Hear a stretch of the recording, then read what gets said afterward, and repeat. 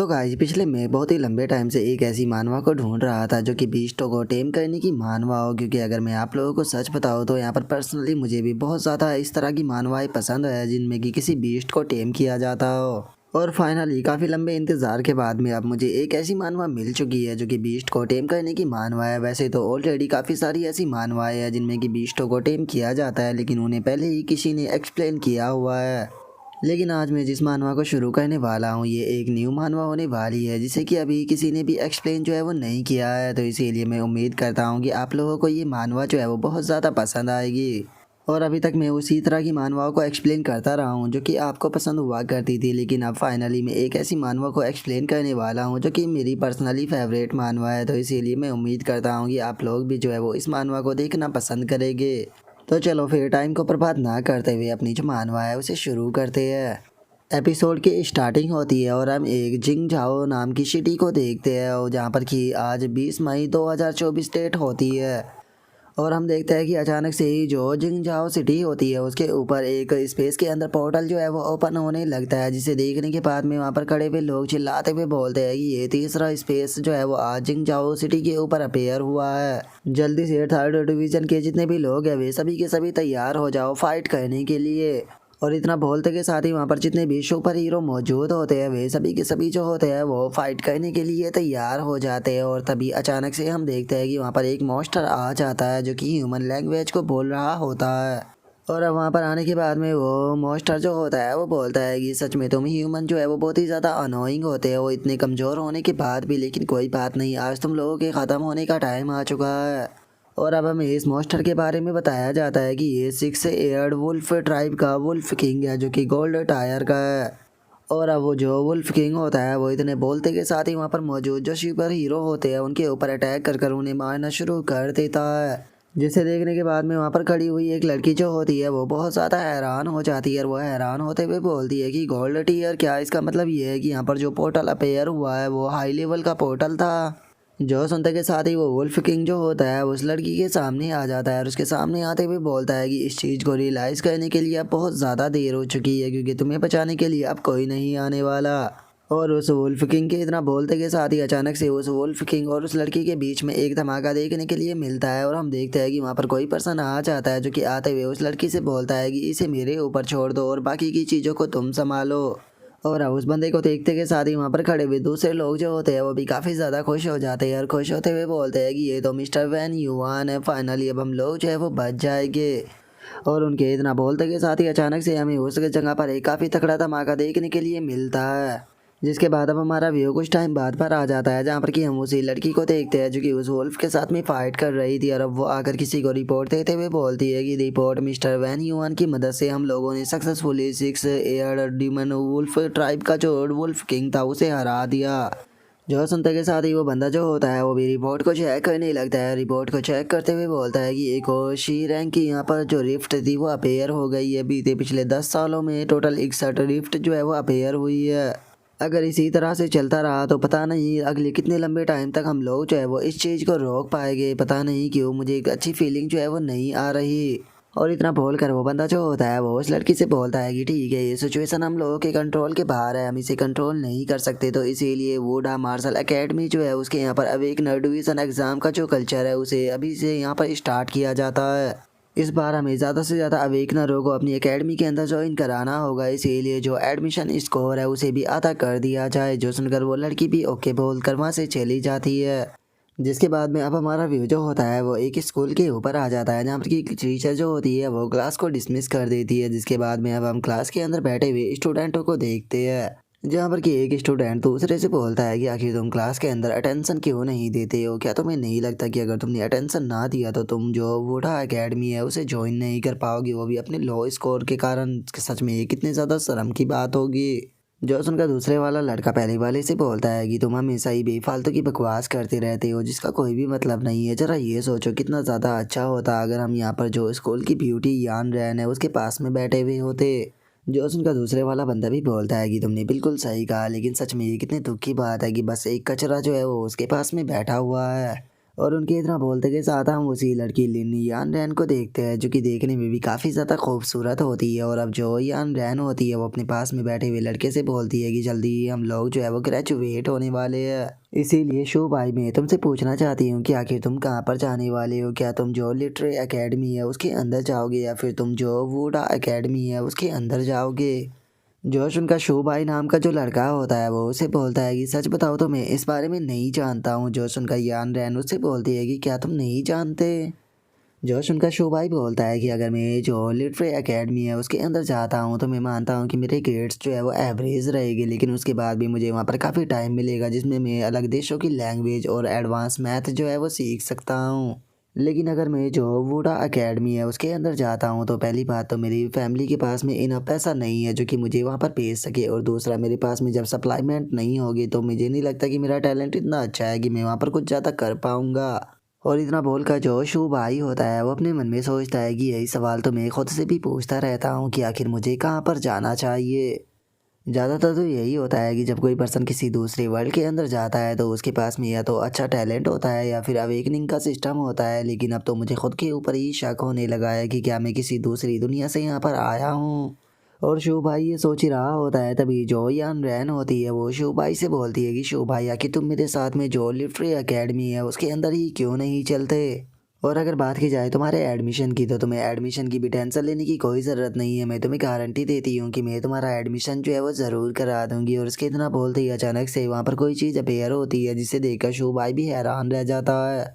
जो देखकर यान रैन उसे इशारा करते हुए बोलती है कि अपनी आवाज़ जो है वो धीमी रखो। जोश उनका शो भाई उससे बोलता है कि आखिर ये क्या है। और शो भाई के इतना बोलते ही उसके सामने उसकी डिस्प्ले आ जाती है जहाँ पर कि उसका लेवल 18 बताया जाता है और एज भी 18, फिजिक्स 4, एजिलिटी 5 और मेंटल स्ट्रेंथ 5। और यहाँ पर जो उसका टैलेंट होता है वो बीस्ट टेमिंग का होता है, और उसमें बताया जाता है कि जो होस्ट है वो किसी भी एक लिविंग बीइंग को अपना बीस्ट टेम जो है वो बना सकता है। और जो भी होस्ट के लिए सूटेबल बीस्ट होगा उसके लिए जो सिस्टम है वो ऑटोमेटिकली खुद ही जो है वो सिग्नल दे देगा, और इस टाइम पर जो होस्ट है वो केवल एक ही बीस्ट को अपना जो बीस्ट टेम है वो बना सकता है। और इसी के साथ में तुम्हारे पास में टैलेंट एवोल्यूशन की भी एबिलिटी होगी, जिस कारण तुम जिसे भी बीस्ट को साथ में अपना कॉन्ट्रैक्ट साइन करोगे उसके पास में इन्फिनिटी एवोल्यूशन होगा।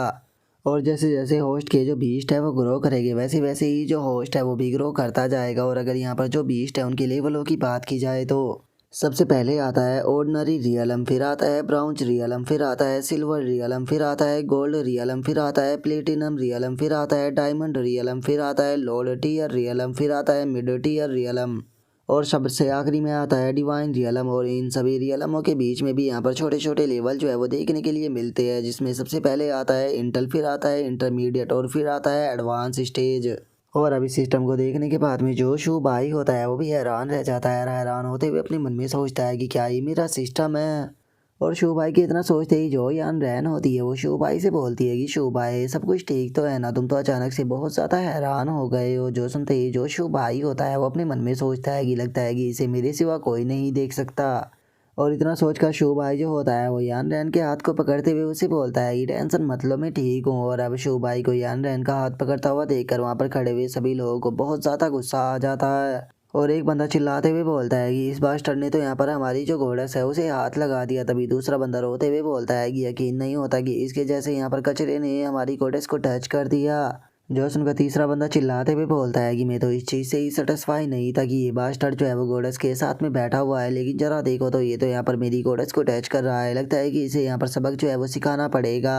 और इतना बोलकर वो लड़का सुबाई के ऊपर अटैक करने ही जाने वाला होता है, लेकिन जब ये जो टीचर होती है वो वहाँ पर आ जाती है और सभी लोगों को शांत करते हुए बोलती है कि ठीक है सभी लोग जो है वो शांत हो जाओ, क्योंकि मैं तुम सभी लोगों को आज एक बहुत ही अच्छी न्यूज़ जो है वो यहाँ पर बताने वाली हूँ। जो चिंगजाओ मार्शल एकेडमी है उसने अपनी वेबसाइट के ऊपर एक बहुत ही अच्छी न्यूज़ जो है उसे शेयर किया है, जिसकी स्टार्टिंग जो है वो हमारी क्लास से ही की गई है। यहाँ पर जो अवेकनर डिवीज़न है उन सभी लोगों को यहाँ पर काफ़ी अच्छी छूट जो है वो दी गई है। वे लोग जो है वो जिंगजाओ मार्शल एकेडमी को डायरेक्टली जो है वो यहाँ पर ज्वाइन कर सकते हैं। और केवल इतना ही नहीं, यहाँ पर जो एकेडमी को ज्वाइन करने के लिए रिक्वायरमेंट थी उस रिक्वायरमेंट को भी आधा जो है वो कर दिया गया है, जिस कारण तुम सभी लोगों को बहुत ही ज़्यादा खुश हो जाना चाहिए। जो सुनते के साथ ही अब सभी लोग जो होते हैं वो वहाँ पर खुशी के मारे जोर जोर से चिल्लाने लगते हैं और चिल्लाते हुए बोलते हैं कि सच में ये तो बहुत ही ज़्यादा खुशी की बात है, जो रिक्वायरमेंट है उसे आधा कर दिया गया है। अगर हम लोगों के पास में एबिलिटी है तो हम आसानी से यहाँ पर जो एकेडमी है उसे ज्वाइन कर सकते हैं। और उन लोगों के इतना बोलते के साथ ही जो टीचर होती है वो उन लोगों को बोलती है कि ठीक है सभी लोग मेरी बात को ध्यान से सुनो, जिन्होंने यहाँ पर अपनी एबिलिटी को अवेकन कर लिया है। जी आज फिर जिन लोगों के पास में मार्शल फाउंडेशन है वे लोग जो है वो ऑफिस के अंदर आकर अपनी रजिस्ट्रेशन को कर सकते हैं। जो सुनते के साथ ही शुभ भाई जो होता है वो भी काफ़ी ज़्यादा खुश हो जाता है और खुश होते हुए अपने मन में सोचता है कि बहुत बढ़िया, मेरे पास में जो सिस्टम है वो अब अवेकन हो चुका है। तो चूंकि मेरे पास में अब एबिलिटी है तो इसीलिए मैं जो बूढ़ा एकेडमी है उसे ही ज्वाइन करने वाला हूँ। और शुभ भाई ये सोच ही रहा होता है तभी जो यान रैन होती है वो उसकी तरफ देखते हुए अपने मन में सोचती है कि एक मिनट, कहीं ये जो बूढ़ा एकेडमी है उसे तो ज्वाइन नहीं करने वाला ना। और यान रैन के इतना बोलते ही हम कुछ टाइम बाद का सीन देखते हैं जहाँ पर कि शुभ भाई वहाँ से जाते हुए अपने मन में सोचता है कि मेरा नाम जो है वो शुभ भाई है और मैं दूसरी दुनिया से इस वर्ल्ड के अंदर आया था 17 साल पहले। और अगर बात की जाए इस दुनिया की तो ये दुनिया हमारी दुनिया के मुकाबले काफ़ी ज़्यादा अलग है। 18 सितंबर सन 1906 में अचानक से आसमान के ऊपर एक रिफ्ट जो थी वो अपेयर हुई थी। और वो रिफ्ट जैसे ही वहाँ पर अपेयर हुई तो उसके अंदर से बहुत ज़्यादा अजीब अजीब प्रकार के जो बीस्ट थे वो निकल कर बाहर आने लगे। और चूंकि वे बीस्ट जो थे वो बहुत ही ज़्यादा पावरफुल और ख़तरनाक थे तो इसीलिए जैसे ही वे बीस्ट यहाँ पर आए उन्होंने चारों तरफ तबाही जो है वो मचाना शुरू कर दिया, जिस कारण काउंटलेस लोग जो है वो मारे गए। और चूंकि वे मॉन्स्टर जो थे वो बहुत ही ज़्यादा पावरफुल थे तो इसीलिए जो आर्मी थी उन्हें भी बहुत ही ज़्यादा मुसीबतों का सामना करना पड़ा उनके क्रिएचरों को ख़त्म करने में। और उन्हें टोटल ख़त्म करने में पूरे 3 महीने का टाइम जो था वो लग गया। और 3 महीनों के अंदर ही जो वे मॉन्स्टर थे वो पूरी तरह से ख़त्म हो गए। लेकिन अजीब बात ये थी कि वे मॉन्स्टर तो ख़त्म हो गए लेकिन जिस रिफ्ट के अंदर से वे आए थे वो रिफ्ट अभी भी वहीं पर ही थी। इसीलिए जो आर्मी थी उसने ये डिसाइड किया कि ह्यूमैनिटी को बचाने के लिए वे उस रिफ्ट के अंदर जाएंगे और उसके इन्वेस्टिगेशन को करेंगे। लेकिन जैसे ही वे लोग वहाँ पर पहुँचे तो उस जगह को देखने के बाद में वे लोग जो थे वो बहुत ही ज़्यादा हैरान रह गए, क्योंकि असल में जो वो रिफ्ट थी उसके अंदर एक बहुत ही बड़ा लैंड जो था वो मौजूद था। इसीलिए जो आर्मी थी उसने ये डिसाइड किया कि वे वहाँ पर अपनी जो बेस है उसी बनाएगी ताकि वे लोग जो है वो ह्यूमैनिटी को उस जगह पर रहकर प्रोटेक्ट कर सके। अगर फ्यूचर में वहाँ से जो बीस्ट है वो आने की कोशिश करे तो उन्हें वहीं पर ही ख़त्म किया जा सके। लेकिन ये अंत नहीं था बल्कि ये तो ह्यूमैनिटी के न्यू एरा की शुरुआत थी, क्योंकि 6 मार्च 1907 में सेकंड रिफ्ट अपेयर हो गई और 7 मई 1907 में थर्ड रिफ्ट अपेयर हो गई और फिर फोर्थ, फिर फिफ्थ, फिर सिक्स्थ, फिर सेवन्थ और फिर एट और फिर 9, इसी तरह से जो रिफ्ट थी वो अपेयर होती रही। और जैसे जैसे जो रिफ्ट थी वो अपेयर हो रही थी तो उनसे अपेयर होने वाले जो मॉन्स्टर थे वो भी बदलते जा रहे थे। अलग अलग रिफ्ट से अलग अलग प्रकार के जो क्रिएचर थे वो अपेयर हो रहे थे। इसीलिए आखिरी में जो अपेयर होने वाले ये सभी बीस्ट थे इन्हें बैटलफील्ड ऑफ 10,000 रेस्ट का नाम दिया गया। लेकिन इस चीज़ से जो अर्थ था उसके ऊपर भी काफ़ी सारे चैन जो है वो देखने के लिए मिलने लगे, क्योंकि जो स्पिरिचुअल एनर्जी थी वो रिकवर होने लगी, जिस कारण जो ह्यूमन थे उन्होंने अपनी मार्शल आर्ट की एबिलिटी को भी अवेकन करना शुरू कर दिया, जिनके कारण उनके पास में स्पिरिचुअल पावर आ गई, जिन्हें बाद में अवेकनर का नाम दिया गया। और धीरे धीरे कर जो पावरफुल अवेकनर थे वो अपेयर होने लगे और इसी तरह से यहाँ पर जो आर्मी की जगह थी वो धीरे धीरे कर अवेकनरों ने ले ली। लेकिन इतना टाइम बीत चुका है लेकिन उसके बाद भी जो ह्यूमैनिटी और 10,000 रेस है उसके बीच की जो वॉर है वो अभी भी चल रही है।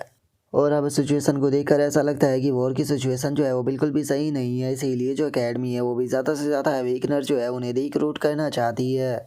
लेकिन अब मुझे यहाँ पर चिंता करने की कोई ज़रूरत नहीं है, क्योंकि मैंने जो मेरा सिस्टम है उसे अवेकन कर लिया है। तो इसीलिए मैं इस क्योस्टिक वर्ल्ड के अंदर अपनी फैमिली को प्रोटेक्ट कर सकता हूँ। और अगर मैं यहाँ पर अपनी स्ट्रेंथ को जल्दी बढ़ाना चाहता हूँ तो उसके लिए मुझे वैसी एकेडमी को ज्वाइन करना होगा जिससे कि मिलिट्री सपोर्ट कर रही हो।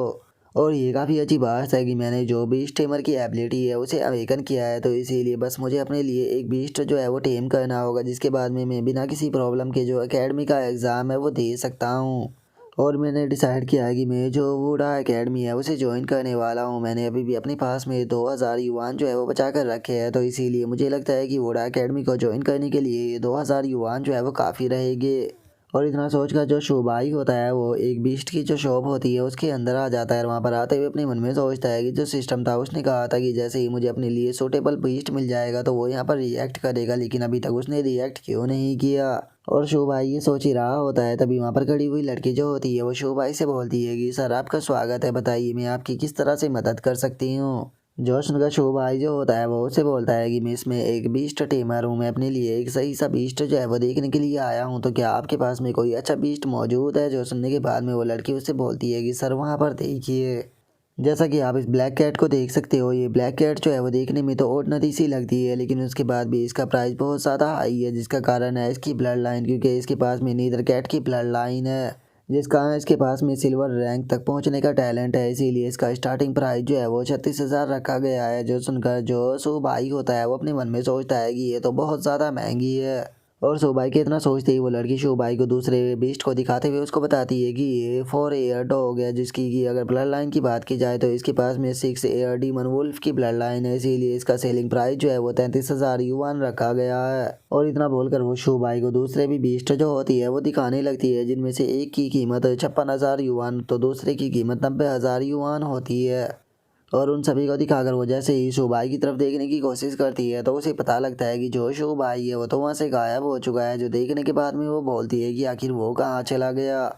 और उसके इतना बोलते के साथ ही हम सुभाई को देखते हैं जो कि बेचारा वहाँ से जा रहा होता है। और वहाँ से जाते हुए अपने मन में सोचता है कि किसने ही सोचा था कि यहाँ पर ये मामूली से बीस्ट भी इतने ज़्यादा महंगे हो गए। सच में ये तो मुझे लूट ही ले गए। लेकिन मुझे समझ में नहीं आ रहा कि अभी तक भी जो सिस्टम है उसने कोई भी रिएक्शन जो है वो क्यों नहीं दिया। और इतना सोचते ही सुभाई जो होता है वो अपने घर पर आ जाता है। और अब जैसे ही सुभाई अपने घर पर आता है तो अचानक से ही उसके सामने सिस्टम की डिस्प्ले अपेयर हो जाती है, जिसे देखकर सुभाई भी हैरान रह जाता है। और वो बोलता है कि सिस्टम ने फाइनली रिस्पॉन्ड किया, लेकिन क्या ये इस लिटिल टर्टल के लिए है। और इतना बोलकर जो सुभाई होता है वो भी उस टर्टल की तरफ बढ़ने लगता है। उस टर्टल की तरफ बढ़ते हुए बोलता है कि ऐसा कैसे हो सकता है, ये टर्टल जो था वो तो मुझे मेरे डैड ने गिफ्ट किया था। और अब उस टर्टल को देखकर जो सुभाई होता है वो भी थोड़ा डिसअपॉइंट होने लगता है। डिसअपॉइंट होते हुए बोलता है कि क्या ये मेरा बिगिनर गिफ्ट है, लेकिन ये क्या मैं सच में इस टर्टल को टेम करने वाला हूँ। ये तो बहुत ज़्यादा छोटा है, आखिर ये क्या ही कर पाएगा। लेकिन छोड़ो, वैसे भी अभी मैं बैटलफील्ड के अंदर जो है वो नहीं जाने वाला हूँ। जिस टाइम पर मैं एकेडमी को ज्वाइन कर लूँगा और मुझे कोई सूटेबल बीस्ट जो है वो मिलेगा तो मैं इसे उससे रिप्लेस कर दूंगा। और इतना बोलते के साथ ही जो सुभाई होता है वो टीम वाले ऑप्शन पे क्लिक कर देता है। और उसके ऐसा करते के साथ ही हम देखते हैं कि जो टर्टल होता है उसके ऊपर भी अचानक से एक लाइट आकर गिरती है, जिसके बाद में उसकी डिस्प्ले जो होती है वो शोभाई के सामने आ जाती है। और वहाँ पर जो टर्टल होता है उसके बारे में बताया जाता है कि जो लिटिल टर्टल है वो अभी कॉमन के इंटल स्टेज पर है, लेकिन इसके पास में जो जुआन टर्टल था उसकी ब्लड लाइन का छोटा सा हिस्सा है, जिसका ये इन्फिनिटी ग्रो कर सकता है और यहाँ तक कि गॉड्स को भी ख़त्म कर सकता है। और अगर इसकी कॉन्स्टिट्यूशन की बात की जाए तो वो 1 है, डिफेंस 3 है, स्पिरिट 1 है और स्पीड भी 1 है। और अभी के टाइम पर इसके पास में केवल एक ही एबिलिटी है जो कि है टर्टल सेल डिफेंस, और इसका एवोल्यूशन मेथड है इसे खाना खिलाना। और अब उस टर्टल की ब्लड लाइन और उसकी पावर ग्रो के बारे में सुनने के बाद में जो शो भाई होता है वो भी बहुत ज़्यादा हैरान रह जाता है। और अब अगले ही पल जो शो भाई होता है वो खुशी के मारे उस टर्टल को अपनी गोद में उठा लेता है और उठाते हुए बोलता है कि सच में ये तो बहुत ही ज़्यादा शानदार है। जुआन वो ब्लड लाइन, आखिर इस चीज़ का कंपैरिजन जो है वो इस वर्ल्ड के अंदर किसी चीज़ से किया जा सकता है क्या? अब चाहे कुछ भी क्यों ना हो जाए, लेकिन मैं जो ये टर्टल है इसे सेल जो है वो बिल्कुल भी नहीं करने वाला। और शो भाई के इतना बोलते के साथ ही हम देखते हैं कि वहाँ पर एक लड़की आ जाती है जिसका नाम कि शो जियाओ होता है, जो कि शो भाई की लिटिल सिस्टर होती है। और वहाँ पर आते हुए जो शो जियाओ होती है वो बोलती है कि आखिर तुम जो लिटिल एट है उसके साथ में क्या करने की सोच रहे हो। जो लिटिल एट है उसे फादर के द्वारा गिफ्ट किया गया था, कहीं ऐसा तो नहीं कि तुम इसके साथ में कुछ उल्टा सीधा करने की सोच रहे हो। जो सुनकर शो भाई उससे बोलता है कि अरे नहीं, मैं तो कुछ भी ऐसा करने के बारे में नहीं सोच रहा था। और उसके इतना बोलते के साथ ही हम देखते हैं कि वो अचानक से जो वहाँ पर फूड का थैला होता है उसके अंदर चला जाता है। जो देखकर शो भाई जो होता है वो भी टर्टल को रोकते हुए उससे बोलता है कि आखिर तुम ये क्या कर रहे हो। जो सुनकर सोजिया जो होती है वो भी बोलती है कि ये लिटिल टर्टल तो कुछ ज़्यादा ही खा रहा है, क्योंकि मुझे अच्छे से याद है फादर ने इसे सुबह ही तो खाना खिलाया था। जो सुनकर शो भाई जो होता है वो अपने मन में सोचता है कि मुझे याद आ गया, सिस्टम के ऊपर बताया गया था कि अगर मैं जो लिटिल टर्टल है उसे इन्वॉल्व करना चाहता हूँ तो उसके लिए मुझे इसे ज़्यादा से ज़्यादा फीड कराना होगा। और इतना सोचकर शो भाई टर्टल से बोलता है कि ठीक है, तुम जितना खाना चाहो उतना खा सकते हो। और अब शो भाई के इतना बोलते ही हमारा व्यू कुछ टाइम बाद पर आ जाता है, जहाँ पर कि शो भाई के फादर और उसके मदर जैसे ही घर पर पहुँचते हैं तो वे दोनों अचानक से हैरान रह जाते हैं। वे हैरान होते रहते हुए बोलते हैं कि क्या हुआ, क्या हमारे घर के अंदर चोरी हुई है। और उनके इतना बोलते के साथ ही हम घर का नज़ारा देखते हैं, जहाँ पर कि चारों तरफ सामान इकरा बिखरा पड़ा होता है। और जो लिटिल टर्टल होता है वो शू जियाओ का पीछा कर रहा होता है। और जो शू जियाओ होती है वो अपने स्नैक्स को लेकर भागते हुए बोलती है कि ये मेरे स्नैक्स है, ये मैं तुम्हें नहीं देने वाली। और अब इस चीज़ को देखकर शो भाई का जो फादर होता है वह हैरान रहते हुए बोलता है कि क्या ये सच में लिटिल एट है। जो सुनने के बाद में शो भाई की मदर भी बोलती है कि आखिर जो टर्टल है वो इतनी ज़्यादा तेज कब से भागने लगे। जो सुनकर शो भाई बोलता है कि मदर फादर मैं आप लोगों को अच्छे से एक्सप्लेन करता हूँ। और इतना बोलकर अब जो शो भाई होता है वो अपने मन में सोचता है कि यहाँ पर मदर और फादर जो है वो पहले से ही यहाँ पर काफ़ी बुरे टाइम को झेल रहे हैं, तो इसीलिए मैं जो शो भाई है उसके खाने की यहाँ पर सारी जिम्मेदारी जो है वो अपने मदर और फादर के ऊपर नहीं डाल सकता हूँ। यहाँ पर मुझे खुद ही कुछ ना कुछ करना पड़ेगा। और जो भाई के इतना सोचते के साथ ही हम देखते हैं कि जो लिटिल टर्टल होता है उसने यहाँ पर शोशियाओ के सारे स्नेक्स खा लिए होते हैं, जो देखकर शोशियाओ को भी काफ़ी ज़्यादा गुस्सा आता है। लेकिन तभी हम अचानक से देखते हैं कि जो लिटिल टर्टल होता है उसके अंदर से एक बहुत ही पावरफुल टर्टल की शैडो निकल कर बाहर आती है, जिसे देखकर शू भाई भी काफ़ी ज़्यादा हैरान रह जाता है। और वह हैरान रहते हुए बोलता है कि वो देखकर ऐसा लगता है कि ये टर्टल जो है वो फाइनली फुल हो चुका है, जिस कारण इसकी जो ब्लड लाइन है शायद वो भी अवेकन हो गई। और शू भाई के इतना बोलते ही हम कुछ टाइम बाद का सीन देखते हैं, जहाँ पर कि शू भाई जो होता है वो दोबारा से उसी पेट वाली शॉप पर आ चुका होता है। वहाँ पर आकर वो बोलता है कि पिछली बार जो था वो लिटिल टर्टल ने सारा खाना खा लिया है, तो अगर मुझे उसे ग्रो कराना है तो उसके लिए मुझे उसे और ज़्यादा फीड जो है वो कराना होगा, इसीलिए मैं इस जगह पर आया हूँ। और इतना सोच कर अब जो शो भाई होता है वो शॉप के अंदर आ जाता है, जहाँ पर की खड़ी हुई लड़की जो होती है वो शो भाई को देखते हुए उसे पहचान लेती है और बोलती है कि ओ आप तो दोबारा से आ गए, पिछली बार तो आप बिना बताए ही भाग गए थे, तो बताइए इस बार आप क्या लेना चाहोगे। जो सुनकर शो भाई उसे बोलता है कि इस बार मैं कुछ भी बाय करने के लिए नहीं आया हूँ। और इतना बोलकर शो भाई उस लड़की के पास में आ जाता है और धीरे से उसे बताता है कि मेरे पास में जो बीस्ट ब्लड है वो मौजूद है, जिसे कि मैं यहाँ पर सेल करना चाहता हूँ, तो क्या तुम जो बीस्ट ब्लड है उसे बाय करना चाहोगी। जो सुनकर वो लड़की भी हैरान रह जाती है और वह हैरान रहते हुए बोलती है कि क्या सच में तुम्हारे पास में बीस्ट ब्लड मौजूद है। और अब उस लड़की की इतना बोलते ही वहाँ पर बैठा हुआ जो बंदा होता है उसका ध्यान भी उस लड़की की बात पर चला जाता है, जिसके बाद में अब वो बंदा जो होता है वो उठकर उस लड़की के पास में आ जाता है और उससे बोलता है कि ठीक है तुम यहाँ से जा सकती हो। जो सुनने के बाद में वो लड़की भी उसे बॉस बोलकर वहाँ से चली जाती है। जो सुनकर अब जो वो शॉप का ओनर होता है वो शो भाई से बोलता है कि यंग मैन क्या तुम मेरे साथ में बैठकर वहाँ पर चैट कर सकते हो, मुझे नहीं लगता कि इस तरह से खड़े होकर बात करना बिल्कुल सही रहेगा। जैसा कि तुमने बताया कि तुम्हारे पास में बीस्ट ब्लड है तो मैं उसे चेक करना चाहता हूँ। जो सुनने के बाद में शो भाई भी उसे ओके बोल देता है, जिसके बाद में अब वो शॉप का ओनर जो होता है वो शो भाई के द्वारा लाया गया जो बीस्ट ब्लड होता है उसे चेक करने लगता है। और उसे चेक करने के बाद में हैरान होते हुए अपने मन में सोचता है कि सच में यकीन नहीं होता, ये तो इलेक्ट्रिक बीस्ट ब्लड है जो कि बहुत ही ज़्यादा हाई क्वालिटी का है। और इतना सोचकर वो शॉप का ओनर जो होता है वो शो भाई से बोलता है कि बच्चे जो तुम्हारा बीस्ट ब्लड है वो काफ़ी अच्छा है, तो मैं जानना चाहता हूँ कि तुम इसे कितने में सेल करना चाहोगे। जो सुनकर जो शो भाई होता है वो अपने मन में सोचता है कि मैंने जो ये ब्लड था वो अपनी लिटिल टर्टल की बॉडी के अंदर से ही निकाला था, जिसे निकालने के लिए मुझे बहुत ही ज़्यादा एफर्ट जो है वो लगाना पड़ा था, तो इसे मैं कम से कम $100 में बेचूंगा। और वो इतना सोच ही रहा होता है तभी जो शॉप का ओनर होता है वो $1000 का शो भाई को ऑफर दे देता है। और अब $1000 का नाम सुनते के साथ ही जो शो भाई होता है वो भी हैरानी से खड़ा हो जाता है और चिल्लाते हुए बोलता है कि क्या तुमने अभी $1000 कहा। जो सुनने के बाद में शॉप का ओनर भी हैरान रह जाता है और अपने मन में सोचता है कि मुझे ऐसा लगता है कि शायद ये इस ब्लड की जो वर्थ है उसे जानता है। और इतना सोचकर अब जो शॉप का ओनर होता है वह हंसते हुए शो भाई से बोलता है कि अरे मैं तो बस मजाक कर रहा था, तुम्हारे द्वारा लाया गया जो बीस्ट ब्लड है वो बहुत ही ज़्यादा हाई क्वालिटी का है, तो इसीलिए मैं तुम्हें 10,000 यहाँ पर डॉलर जो है वो देने के लिए तैयार हूँ, तो बताओ तुम क्या कहते हो। और $10,000 का नाम सुनते के साथ ही तो शो भाई और भी ज़्यादा हैरान रह जाता है, क्योंकि उसने तो केवल $100 की ही उम्मीद की थी। और शो भाई के ऐसे रिएक्शन को देखकर शॉप का ओनर भी अपने मन में सोचता है कि लगता है कि मैंने अभी भी कम प्राइस लगाया है, और इतना सोचकर वो $15,000 का ऑफर दे देता है। जो सुनने के बाद में शो भाई की आंखों में भी डॉलर दिखाई देने लगते हैं और वो खुश होते हुए अपने मन में सोचता है कि मैंने नहीं सोचा था कि जो यहाँ पर मेरे लिटिल टर्टल का ब्लड है वो इतना ज़्यादा अवेलेबल होगा। लगता है कि अब मुझे यहाँ पर उसे फीड कराने की या फिर अपने सामान लेने की टेंशन लेने की कोई ज़रूरत नहीं है। और इतना सोचकर जो शो भाई होता है वो उसे बोलता है कि ठीक है 15,000 की डील रही, मैं तुम्हें यहाँ पर वैसे तो ये बीस्ट का ब्लड सेल करना नहीं चाहता था, लेकिन चूँकि अभी मेरे पास में थोड़ी मजबूरी है इसीलिए मैं सेल कर रहा हूँ। और इतना बोलकर अब जो शो भाई होता है वो अपने पैसे लेकर वहाँ से जाने लगता है। जो देखकर शॉप का ओनर भी शो भाई को गुड बाय बोलते हुए उसे बोलता है कि यंग फ्रेंड अपना ध्यान रखना, और फ्यूचर में अगर तुम्हें कभी भी इस तरह की अच्छी चीज़ मिले तो तुम सेल करने के लिए इस जगह पर आ सकते हो, हम लोग तुम्हारा हमेशा वेलकम करेंगे। और उनके इतना बोलते के साथ ही जो शो भाई होता है वो वहाँ से जाते हुए अपने मन में सोचता है कि मैंने नहीं सोचा था कि सच में जो एस्टिक बीस्ट ब्लड है वो इतना ज़्यादा कीमती होता होगा। सच में यहाँ पर मैंने कुछ ही ड्रॉप जो थी वो $15,000 की बेच दी है, तो इसीलिए सच बताओ तो लिटिल टर्टल तुम्हें अपने ऊपर प्राउड करना चाहिए कि तुम्हारा ब्लड इतना ज़्यादा कीमती है। और शो भाई की इतना बोलते ही उसके पास में टीचर की कॉल आ जाती है, जो कि शो भाई को बताती है कि शो भाई मैं टीचर ली हूँ, यहाँ पर जो रिजल्ट है वो उसकी कैलकुलेशन हो चुकी है और एक बहुत ही इंपॉर्टेंट अनाउंसमेंट जो है वो होने वाली है, तो इसीलिए आफ्टरनून के अंदर तुम्हें जो स्कूल है उसके अंदर पहुंचना होगा, और जो तुम्हारा एप्लीकेशन फॉर्म है उसे भी पूरी तरह से कम्प्लीटली फॉर्म करना होगा, और याद रखना कि बिल्कुल भी लेट मत हो जाना।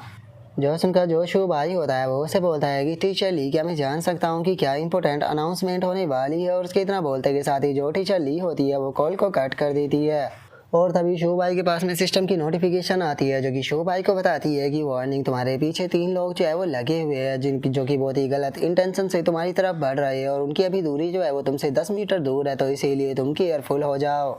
अगर उनकी कल्टीवेशन की बात की जाए तो पहले एनिमी के लेवल जो है वो बिगनर कल्टीवेटर है, दूसरा जो है वो ऑर्डिनरी पर्सन है और तीसरा भी ऑर्डिनरी पर्सन है। और सिस्टम के इतना बोलते के साथ ही वहाँ पर कुछ लोग जो होते हैं वो आ जाते हैं, जिन्हें देखने के बाद में शो भाई अपने मन में सोचता है कि मैंने तो इस चीज़ के ऊपर ध्यान नहीं दिया था, लगता है कि ये लोग शॉप से ही मेरे पीछे लग गए थे। और शो भाई की तरह सोचते के साथ ही वे तीनों बंदे शो भाई की तरफ बढ़ने लगते हैं और उनमें से पहला बंदा शो भाई से बोलता है कि शॉप के ओनर के एटीट्यूड को देखने के बाद में ये कहना बिल्कुल भी गलत नहीं होगा कि पक्का तुम्हारे पास में कोई ना कोई वैल्यूएबल चीज़ है। जो सुनते के साथ ही शो भाई जो होता है वो उसे समझाते हुए बोलता है कि सर मुझे लगता है कि आप शायद गलत समझ रहे हो, शॉप के अंदर जो था वो मैं यहाँ पर कुछ सेल करने के लिए गया था, ना कि भाई करने के लिए। और इतना बोलकर शो भाई अपने मन में सोचता है कि आखिर मैं ही इतना ज़्यादा अनलकी क्यों हूँ। लेकिन अगर इन तीनों की यहाँ पर बात की जाए तो इन तीनों के साथ में डील करना ज़्यादा मुश्किल काम नहीं होने वाला, क्योंकि इनमें से केवल एक बिगिनर कल्टीवेटर है और वहीं दोनों की बात की जाए तो वे ऑर्डिनरी पर्सन है। और शो भाई की इतना सोचते ही जो वो बंदा होता है वो शो भाई से बोलता है कि ओ अच्छा, तो तुमने वहाँ पर सामान को सेल किया है तो तुम्हें पैसे तो मिले ही होंगे, तो चुपचाप उन पैसों को मुझे दे दो। जो सुनकर जो शो भाई होता है वो अपने टर्टल को निकालते हुए उसे बोलता है कि टर्टल तुम अपने सेल के अंदर जाओ। और इतना बोलकर जो शो भाई होता है वो उस बंदे से बोलता है कि ठीक है मैं अभी तुम्हें पैसा देता हूँ। और इतना बोलकर शो भाई जो होता है वो अपने टर्टल को सीधे उन लोगों की तरफ फेंक कर मारता है। लेकिन वो बंदा भी काफ़ी फुर्तीला होता है और वो अपने वेपन से जो टर्टल होता है उसे रोक लेता है। और टर्टल को रोकने के बाद में गुस्से में चिल्लाते हुए बोलता है कि बास्टर्ड मैं तुम्हें जिंदा नहीं छोड़ूंगा। और इतना बोलते के साथ ही अचानक से वो जोर जोर से चिल्लाना शुरू कर देता है और हमें पता लगता है कि जो शो भाई था उसने लात मारकर उसके अंडे जो थे वो फोड़ दिए थे, जिसके देखने के बाद में जो उस बंदे के दोनों साथी होते हैं वो भी शो भाई की तरफ अटैक करने के लिए आने लगते हैं। जो देखकर शो भाई वहाँ से भागने लगता है और जो लिटिल टर्टल होता है उसे बोलता है कि लिटिल टर्टल तुम्हें चोट तो नहीं आई। जो सुनकर टर्टल भी बोलता है कि अरे नहीं, वो तो बहुत ही ज़्यादा आसान था। और उसके इतना बोलते के साथ ही हम देखते हैं कि वे दोनों बंदे भी शो भाई के ऊपर अटैक करने के लिए आने लगते हैं और शो भाई की तरफ जंप लगाते हुए बोलते हैं कि देखते हैं कि तुम बचकर कहाँ भागते हो। जो सुनकर जो शो भाई होता है वो उसे बोलता है कि ओ क्या सच में। और इतना बोलते के साथ ही जो शो भाई होता है वो अपने टर्टल को पकड़कर एक बंदे के खिंचाकर मुंह पर मारता है, जिस कारण वो बंदा जो होता है वो भी हवा में उड़ जाता है। और इसी मौके का फायदा उठाकर जो शो भाई होता है वो दूसरे वाले बंदे के सर पर टर्टल को खिंचाकर मारता है, जिस कारण वो बंदा भी जमीन में धंस जाता है। जो देखने के बाद में उन तीनों का जो बॉस होता है उसे काफ़ी ज़्यादा गुस्सा आता है और वो गुस्से में बोलता है कि बास्टर्ड मैं तुम्हें ज़िंदा नहीं छोड़ूंगा, याद रखना मैं तुम्हें जान से मार दूंगा। जो सुनकर शो भाई जो होता है वो अपने टर्टल को पकड़ते हुए उसे बोलता है कि लिटिल टर्टल चलो देखते हैं कि तुम्हारा डिफेंस कितना पावरफुल है, तुम इसे हर्ट कर पाते हो या फिर नहीं। और इतना बोलते के साथ ही शो भाई उस टर्टल को सीधे खिंचाकर उस टकले के देकर मारता है, जिसका वो भी हवा में उड़ते हुए दूर जाकर गिरता है। और अब तीनों ही वहाँ पर ढेर हो चुके होते हैं, जिसे देखने के बाद में जो शो भाई होता है वो उन लोगों से बोलता है कि तुम लोगों ने यहाँ पर गलत इंसान के साथ में पंगा ले लिया था। और इतना बोलते के साथ ही शो भाई का ध्यान जो होता है वो अपने टर्टल के ऊपर जाता है, जो कि उस टकले के पास में से किसी चीज़ को निकाल रहा होता है। और इस चीज़ को निकालने के बाद में वो उसे खाने लगता है। जो देखकर शो भाई उसकी तरफ भागते हुए उसे बोलता है कि तुम क्या खा रहे हो, क्या ये कोई वैल्यूएबल चीज़ है। और इतना बोलकर शो भाई उसे बोतल खींचने की कोशिश करता है, लेकिन तब तक जो टर्टल होता है वो उस बोतल को पी जाता है। जो देखकर शो भाई जो होता है वो उस बोतल को देखते हुए बोलता है कि ये तो क्यूआई ब्लड पोशन था, यकीन नहीं होता कि इसने यहाँ पर इतना महंगा क्यूआई ब्लड पोशन जो है वो पी लिया, क्योंकि इसकी कीमत 10,000 युआन के बराबर होगी। और शो भाई के इतना बोलते के साथ ही लिटिल टर्टल को कुछ होने लगता है। जो देखकर शो भाई चिल्लाते हुए बोलता है कि इतना पोशन जो है वो यहाँ पर कोई भी पर्सन जो होता है उसे पूरा महीना लग जाता है एब्जॉर्ब करने के लिए, तुमने सारा का सारा एक बार में पी लिया, क्या तुम सही हो। और उसके इतना बोलते के साथ ही अचानक से जो शो भाई होता है उसकी भी पावर बढ़ने लगती है। जो देखकर शो भाई भी काफ़ी ज़्यादा हैरान रह जाता है और वह हैरान रहते हुए बोलता है कि ये फीलिंग तो ऐसी है जैसे कि मैं पावरफुल हो रहा हूँ, वो भी कई गुना ज़्यादा पावरफुल। और शो भाई के इतना बोलते के साथ ही उसके पास में सिस्टम की नोटिफिकेशन आती है, जो कि उसको बताती है कि वो ऑर्डिनरी स्टेज के मिड लेवल पर पहुंच चुका है। और जैसे जैसे उसके द्वारा टेम किए गए बीस्ट की यहाँ पर पावर इंक्रीज होगी तो उसकी भी पावर इंक्रीज होती जाएगी। और इतना बोलकर वो शो भाई के पैनल को देखने लगता है, जहाँ पर कि उसे पता लगता है कि जो शो भाई है उसका कॉन्स्टिट्यूशन जो है वो 32 हो चुका है, डिफेंस 38 हो चुका है, एजिलिटी 10 हो चुकी है और स्पीड भी 10 हो चुकी है। और उसके पास में यहाँ पर 2 एबिलिटी भी आ चुकी है, जिसमें से पहला है टर्टल सेल डिफेंस, जिसके अंदर ये अपनी बॉडी का जो डिफेंस है उसे 300 गुना बढ़ा सकता है। लेकिन उस स्टेट में ना तो ये मूव कर सकता है और ना ही अटैक कर सकता है। और अगर बात की जाए दूसरी स्किल की, तो दूसरी स्किल का नाम है टर्टल स्किल डिफेंस, जिसके अंदर की ये अपनी जो फिजिकल एनर्जी और जो फिजिकल डिफेंस है उसे 50 से 100 गुना बढ़ा सकता है। और अब इस चीज़ को सुनकर शो भाई भी काफ़ी ज़्यादा खुश हो जाता है और बोलता है कि लिटिल टर्टल तुम्हारी बॉडी तो दोबारा से बड़ी हो गई। और हाँ, मुझे अभी याद आया जिस टाइम पर मैंने क्लास के अंदर पढ़ाई की थी तो वहाँ पर मुझे पता लगा था कि जो पावर टाइप बीस्ट होते हैं उनके यहाँ पर अगर जो एट्रीब्यूट है वो 30 या उससे ज़्यादा हो जाते हैं तो वो हाई स्टेज पर चले जाते हैं ऑर्डिनरी ग्रेड के। मैं तो इस चीज़ का अब अंदाज़ा भी नहीं लगा सकता हूँ कि तुम कितने ज़्यादा पावरफुल जो है वो होने वाले हो, क्योंकि अभी तक तुमने यहाँ पर अपनी अवेकनिंग भी नहीं की है, लेकिन उसके बाद भी तुम इतने ज़्यादा पावरफुल बन चुके हो। और इतना बोलकर अब जो शू भाई होता है वो लिटिल टर्टल को उठाने ही लगता है और लिटिल टर्टल को उठाते हुए उसे बोलता है कि ठीक है, तुमने यहाँ पर जो अपना शेयर था उसे पहले ही खा लिया है, तो अब टाइम आ चुका है यहाँ से किसी दूसरी जगह पर जाने का। और अब शू भाई के इतना बोलते के साथ ही हमारा आज का एपिसोड जो होता है वो यहीं पर ही कंप्लीट हो जाता है। तो नेक्स्ट एपिसोड के अंदर देखिए कि आगे क्या होता है। अगर आप लोगों को वीडियो अच्छी लगी हो तो लाइक करना, चैनल को सब्सक्राइब करना। मैं मिलता हूँ नेक्स्ट एपिसोड के अंदर, तब तक के लिए बाय बाय गाइज।